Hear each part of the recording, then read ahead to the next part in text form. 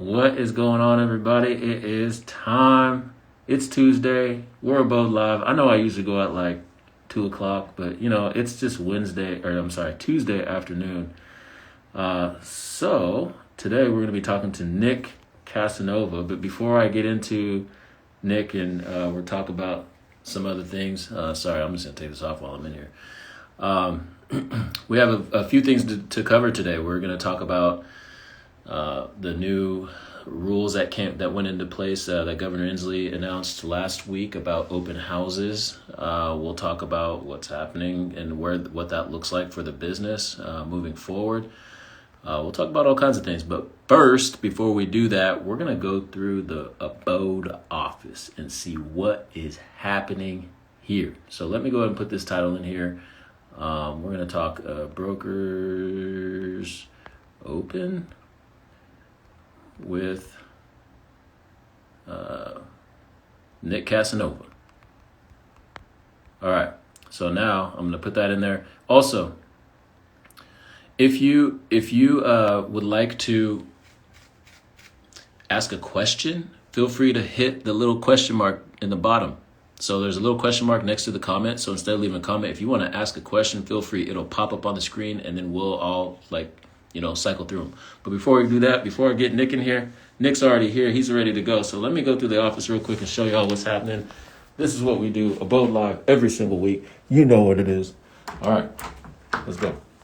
Let's check it out. Let's see what's going on out here. I'm going to roll up on some people. There's no one back here in the training room. And there's Colleen. She's quick at work. She likes being on camera all the time. And we have... It's kind of quiet in here today, but we got Tim. Hey. We got Tim going on. What's going on, Tim? It's the first time on AbodeLIVE. I know. You got me. Yeah. So what's happening, man? I'm just hanging out, just listening to some podcasts. Oh, okay. Just doing some work, sitting in the office, getting some work done. Had lunch. How's this morning? It was thunder, lightning, all going on. It's crazy. And now look at it. Now the year's been, just be ready for it. Whatever happens is, just be ready. Right. Be ready for whatever. It's 2020, right? Yep. And back here we have Miss Dugan, one half of Dugan Homes. How are you doing? Good. I'm excited to take this. It's all good. What are you working on? What's going on? We have 2 listings this week. Oh, 2 listings? Yeah, just got busy. photos in for one. And, okay. Trying to come up with a title. Yeah. So what's your role with Dugan Homes? Because I noticed some people watch you follow Dugan Homes on the Instagram. Mm-hmm.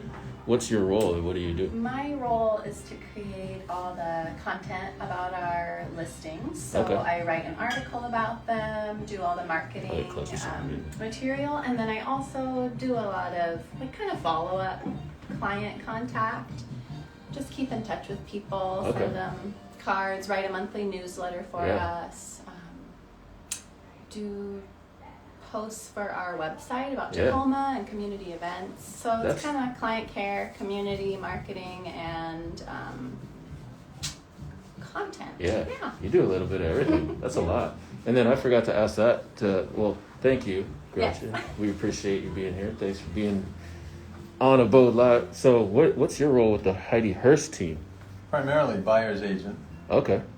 But I handle other things, whatever needs to be done. Yeah, I agree. Thank you, Mrs. Jones. Mrs. Jones gave you a shout out, Gretchen, and then Stacy says amazing marketing by them, and then also show us. You guys have some new marketing things going on here. You guys had show us the swag. Team, show us the swag. We have a pink. Hey, look at that pink one as well. That is somewhere. Oh, here. Oh yeah, that's the one I picked out. I like this one. Yeah, I have a pink one. I haven't worn it yet, but I'm saving it. I like that one for a special occasion. I like that one. Yeah. Well, man, I know Nick's waiting. I'm gonna get him in here in just a moment.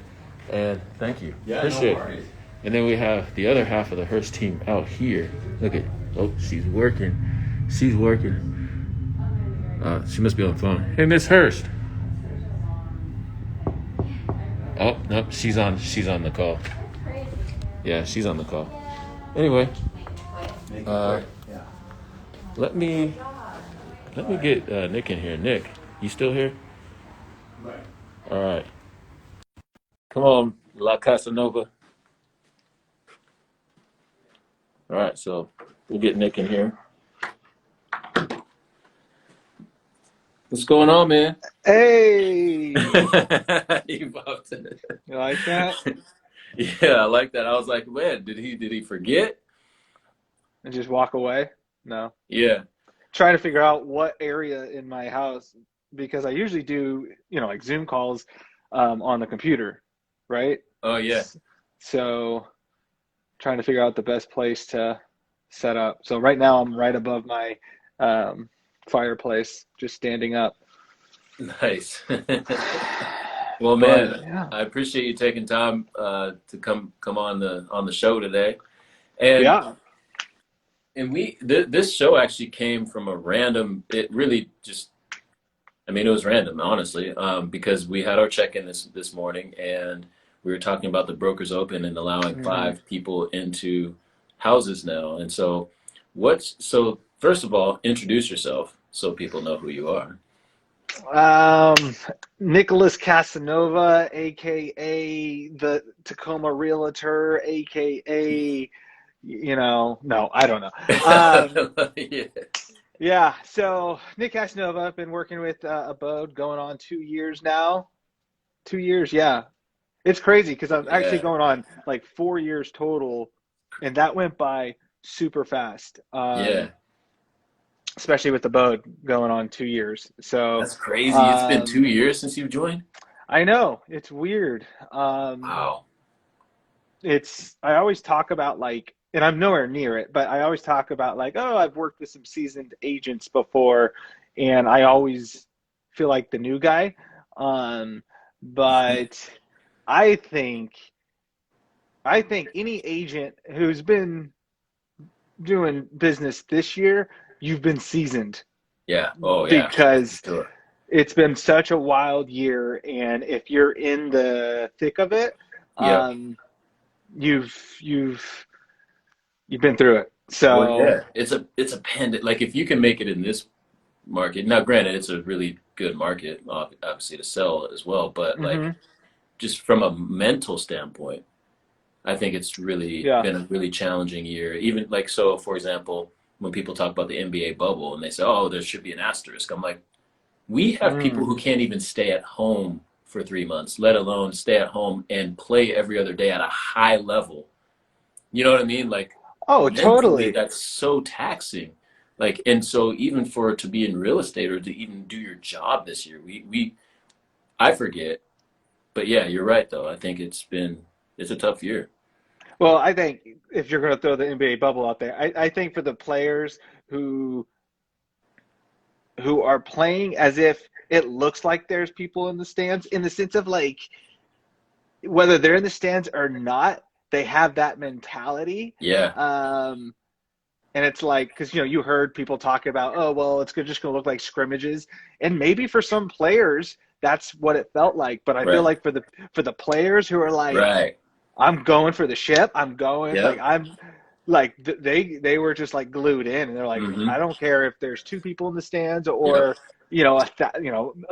35,000. They were there to win. They're there Yeah. to play, and so that And was cool to see.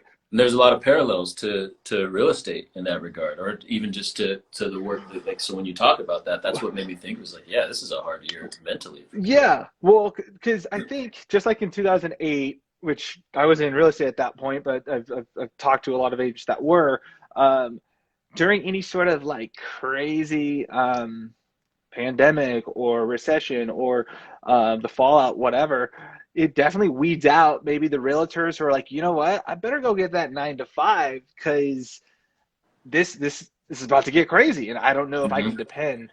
Um, I can depend on that commission check because at the end of the day, this is it's a sales job and it's a Yeah. commission base, and you have to be able, the next paycheck is definitely not guaranteed. Right. Um, and you have to work to not only get the job done, but you have to work to make sure your phone is ringing. Like Right. it's so I have to remind myself that I'm super grateful just to be able to have the opportunity to work during this time. And yeah, definitely not to take it for granted. And in those moments where I'm like, you know what, I've had a good year, I've had a busy year, maybe I should take a break and just chill. I'm like, Yeah, I should not take it for granted. I need to just keep hustling, keep moving. while still trying to find time to like Yeah, mentally, recharge too at the same time. right. And that's always been my goal, is to work-life balance. And I haven't perfected it yet, but I think Brooke and I are pretty good at it, just Yeah. because, yeah, time with her and what we do outside of work is way more important with what I do inside of Mhm. work. But I've gotten to a point where I feel like I'm really good at what I do. Yeah. And when I began working with people that I wanted to work with, the business changed for me. Right. Uh, and yeah, I just enjoyed it more, for sure. Yeah, no, though I want to transition over to talking about the new rules about open houses and brokers Hmm. opens. So Governor Inslee issued, I don't know what you want to call it, but I don't want to say mandate, but he issued a note last week, that you can now have open house. You can now hold an open house with 5 people in the house at one time. Now, prior to that, there'd been showing. You could show houses, Hmm. and only 2 people or I'm sorry, 3 people could be in the house at one time. Then it turned to 5, and Hmm. now it said, okay, well now you can have open houses, but only 5 people. So, Hmm. what are your thoughts on that? Is it something that you are looking forward to? Is it something that you kind of go, I don't know, like where do you stand on that? Like, how are you feeling? Yeah, I think at the end of the day, any sort of restrictions lifted is only a good thing. Um, because yeah, during these crazy times, as things are getting pulled away, or I don't want to say taken from us, but again, Mhm. as things are getting restricted, it's some sense of comfort to know, like, okay, well, it seems like there's some sort of positivity happening if we can now do open houses, right? Yeah. Kind of like Um, your toilet paper analogy the other yes, day my on your toilet paper story. analogy. Yeah. Um, yeah, and that's a whole nother Yeah, that's a good story. tangent. Sorry, I'll keep us focused. Um, but I think so. On one side, it's good news. Restrictions are being lifted. We're at least heading into the right direction, hopefully, Mhm. regarding COVID and whatnot. Depending on who you ask, I guess. But Mhm. on another angle, another way I look at it is I look at industry wise, not just us, but just all industries right now. Mhm. Um, we're all adapting. We're all trying to figure out what what happens now, Yeah. as well as what is working now during pandemic, right? Right. Um, and so you're seeing industries continue to be successful Mhm. um, during this time period, and they're and then the CEOs and the bosses are all coming together and going, hey, so let's look at year on year numbers and let's check this out. Oh, okay, well, we're still the same, and Right. yet we weren't able to do this and this and this, right? Whether that's Right. we weren't able to bring all of our employees into the office. We weren't all of the, say, companies who issue cars for their employees so that they can go on appointments or whatever. Well, they didn't need to use their car. There's all of these expenses and just things that Right. weren't being utilized, and yet they're still being successful. So how did that happen to real estate? Mhm. What certain things were taken away from us, and then how did we adapt? And open houses was one of them. It was just Yeah. like you couldn't do open houses, so we were like, okay, let's just keep selling houses. And what Yeah. happened? Well, yeah, we're in a crazy, awesome, sellers market, and there's buyers out there, and it's just like it's a wild market. It's a Right. busy market. Right. Um, and the numbers just kept going. People kept buying, people kept selling, like, and we weren't doing open houses. Yeah. So restriction lifted, and in my mind, Yeah. I'm thinking, okay, did COVID just like streamline the whole, like, let's get rid of essentially get rid of the fat? Like, okay, what are certain things that were relatively OG to real estate, right? Yeah. And I'm just curious to see how long maybe open houses last, because I mean, well, I mean, I think, I think you posed a good question of like, moving forward, how do we go back, or something to that effect. And then when we were talking, I was thinking in terms of, and Ann says we're still investing a lot in good marketing and presentation. That's absolutely true, and that's even more important now.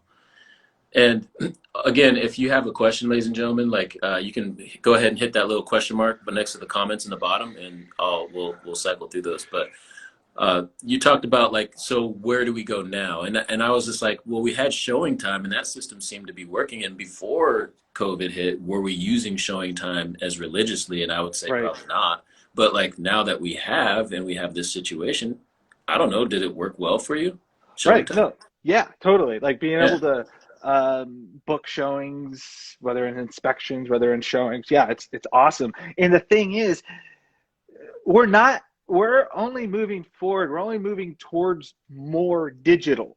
We're not going back and be like, hey guys, grab your pencils. Let's we have to write this essay. No, we're never going back to pencils. We're always going to be on an iPad or a computer. And so now that we have a sense or experience of no open houses, it just makes you wonder, for the amount of time that you're going to be doing it, what else could you be creating? What else sort of content can you be creating? Because here's the thing.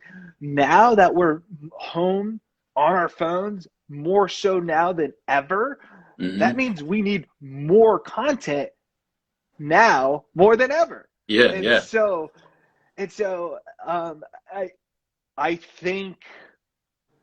I think it's I like the idea of, the old school. That's, it's like when people tell me to door knock, like, I don't think that's ever going to come back full steam, like inventory wide. You know what I mean? Well, like, you bring up a good point though. I think that's a good question to ask. Like, so let's say you're doing that open house and you can only get 5 people in there. Can you do a live virtual tour of that house and get more than 5 people? Chances are, well, right now we have 7 people in here, so there's only 5 people that could be in the open house at one time anyway, right? So right now we have 7. That's more than we could have inside this house. Now granted, it's not the same as being actually inside the house, but it's close. And then you can get into showing time and ask your realtor to go see it. Right. And the thing is, too, your open house, that's not evergreen information, like Ann always says, evergreen. Yeah, like, so I got 2 hours of sitting here, then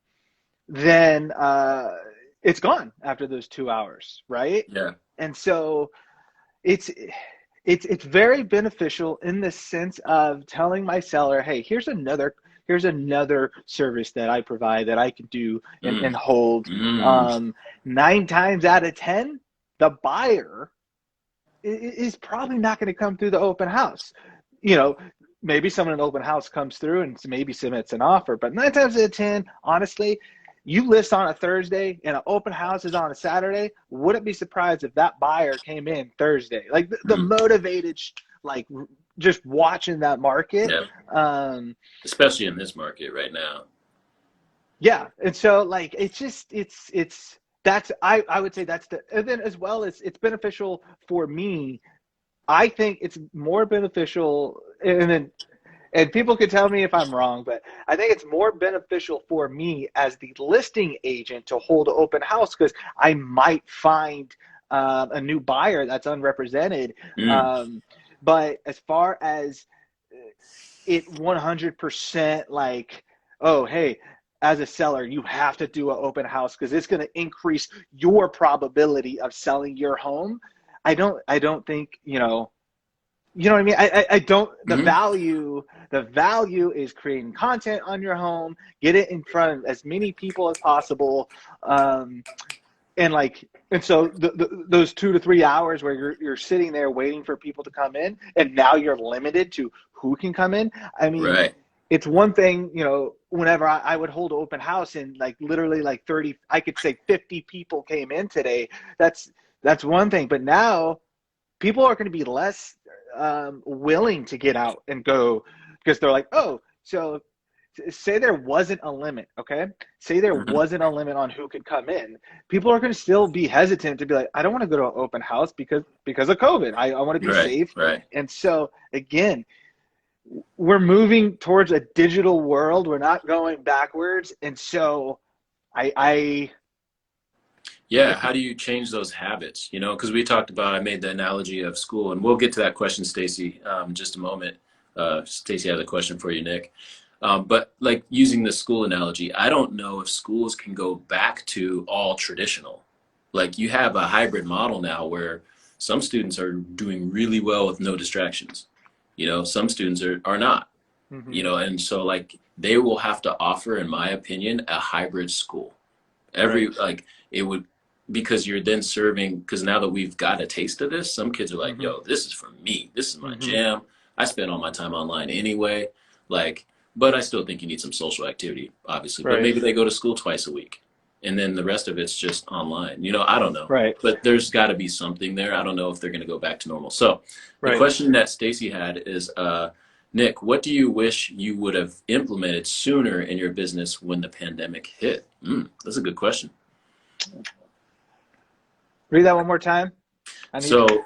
What do you wish you would have implemented sooner in your business when the pandemic hit? So when the pandemic hit, was there anything that you went man, I wish I would have done that sooner? Dang, or maybe I should have done a video or whatever. Is there anything that you can think of in your business that you weren't doing that you wish you would have been doing? I wish I had more content out at that time.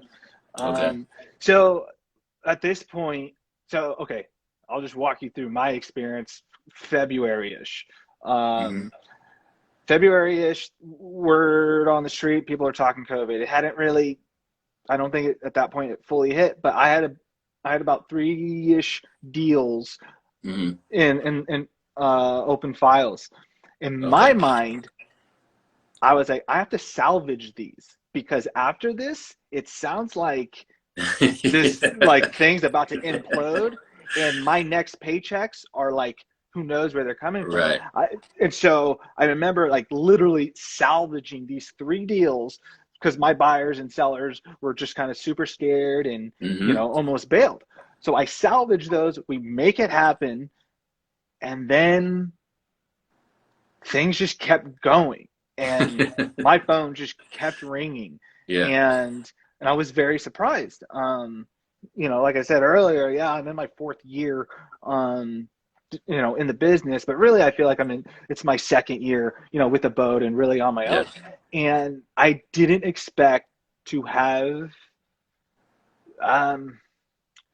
the business that was coming my way, or at least as much.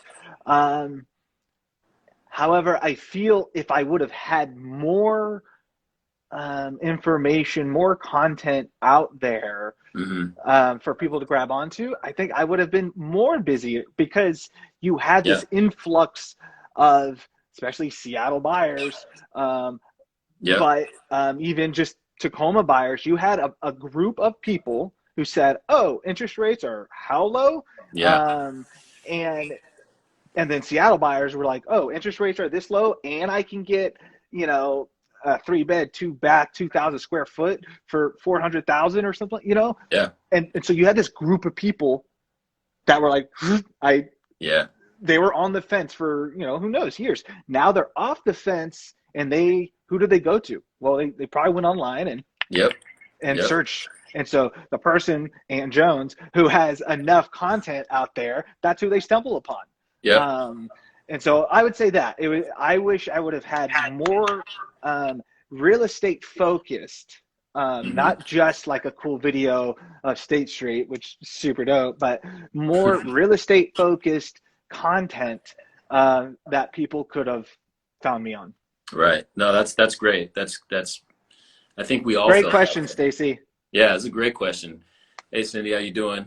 So yeah, I think that the Brokers Open piece is really, really important and interesting take on like where the industry's going, or can we walk backwards? That's not to say that Brokers Opens and open houses aren't of value. It's just saying that we have a way to reach more people at all hours of the day on this small little device we call a cell phone that everybody is on 24 hours a day for the most part. Right. So yeah, I think you're absolutely right.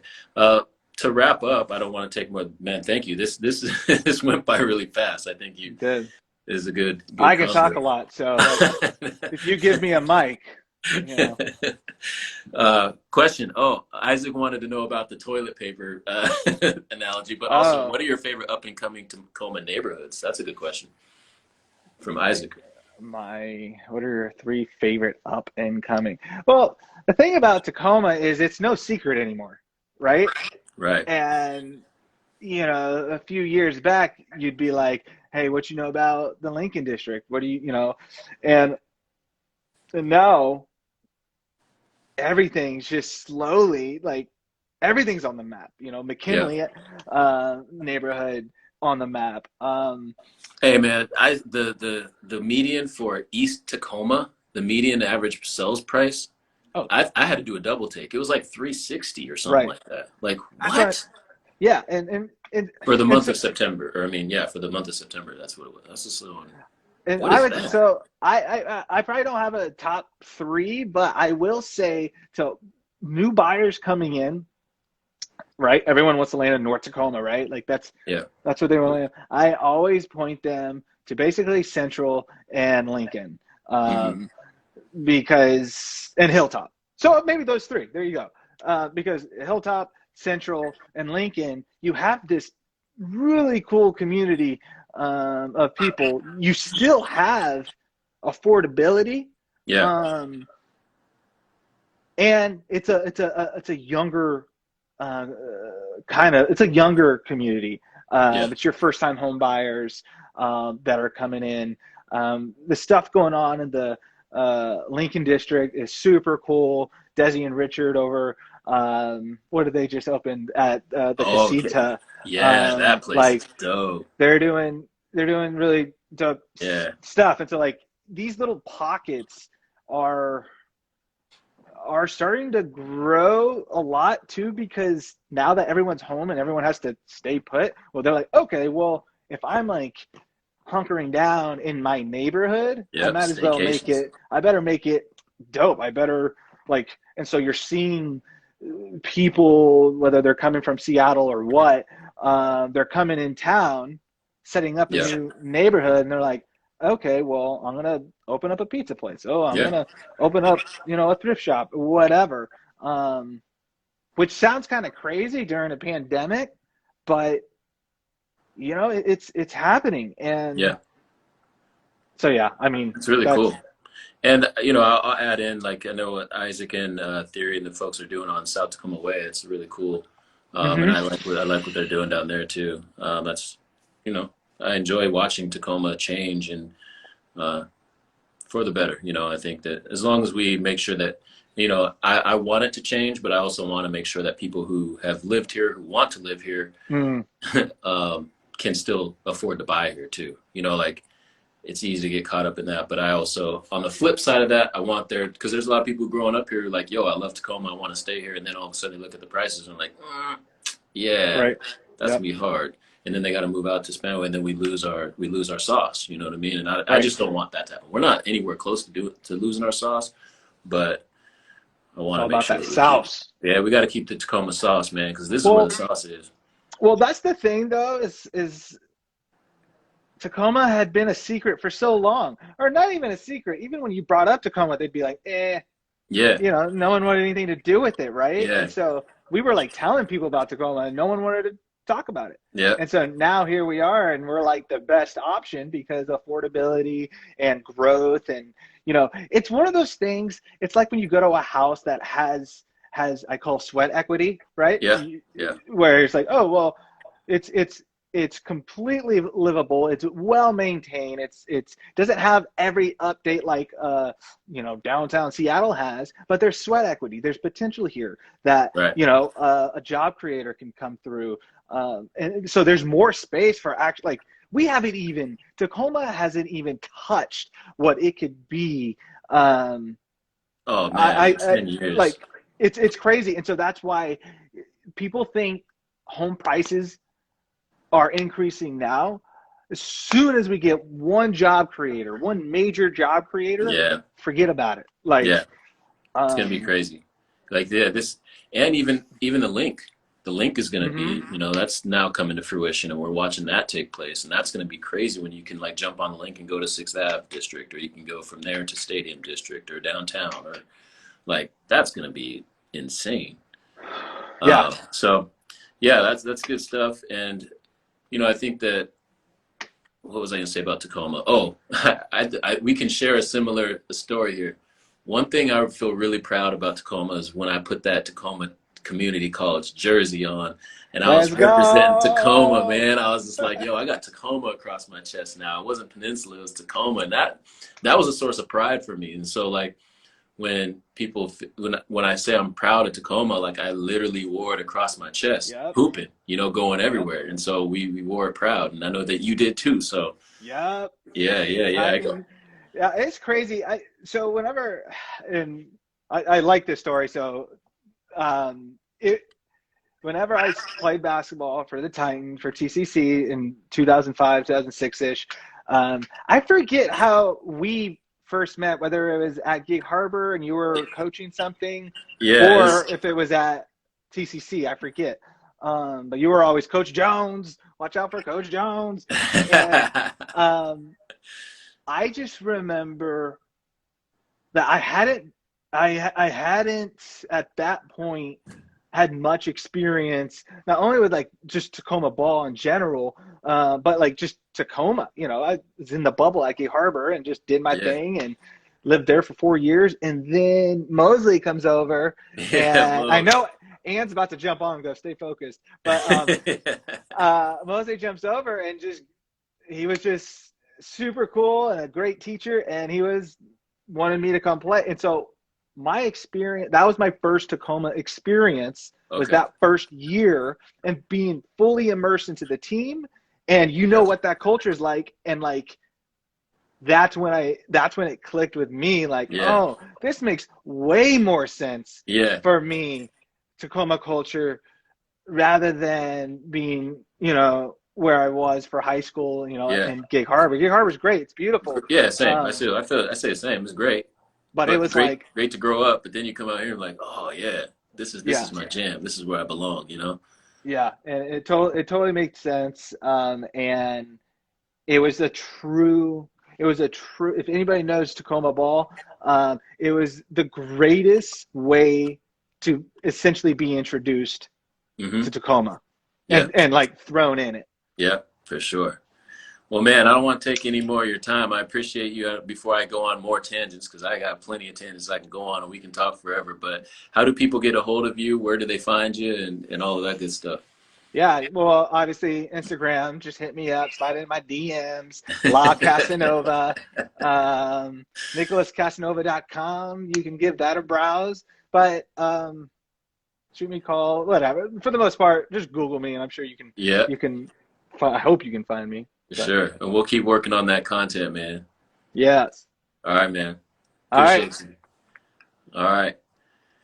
So yeah, appreciate Nick coming on, and next Tuesday, we'll be back here. Thanks, Isaac. Yeah, we appreciate all y'all are doing in Tacoma as well.